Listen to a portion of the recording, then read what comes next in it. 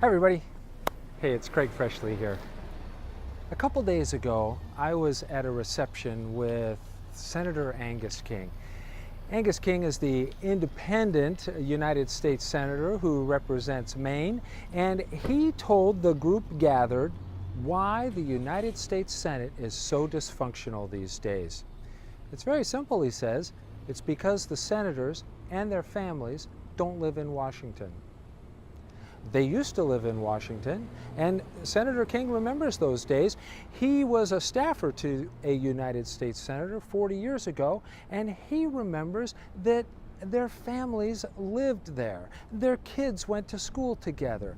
They got together on the weekends and had barbecues and traded recipes for potato salad. They disagreed on the floor of the Senate, but they knew each other's wives and husbands and children, and they understood where each other was coming from. Today, typically the first vote on the floor of the United States Senate occurs about 5 o'clock on Monday afternoon, and the last vote occurs at 5 o'clock on Thursday afternoon, and for those long weekends, the senators leave Washington to go home with their families.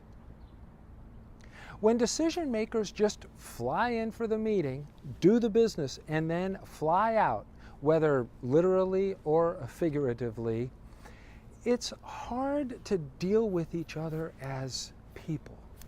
It's hard to express compassion and respect for people whom you don't know very well. We've run into this in my neighborhood. I live in a co-housing community that we started before the invention of email. And when email came along, it damn near ruined us, because we learned that we could do business with each other from within our houses and not face to face. And we found ourselves saying things to each other by email that we would never say face to face, and making assumptions about each other that we would never make face to face. And we have since learned to not do business that way, to contain the ways in which we use email and do as much as possible face to face. We deliberately work on getting to know each other and where each other is coming from. It is especially challenging these days when many groups don't even meet to do business face to face. We do virtual meetings. It's even harder to get to know each other.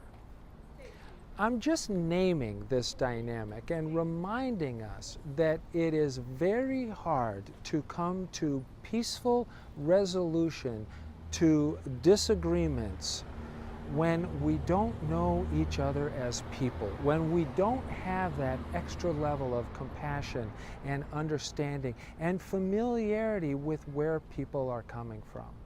In this day and age, groups that want to make good decisions make extra special efforts to get to know each other outside of meetings, away from the floor of the Senate or the boardroom or the community meeting room.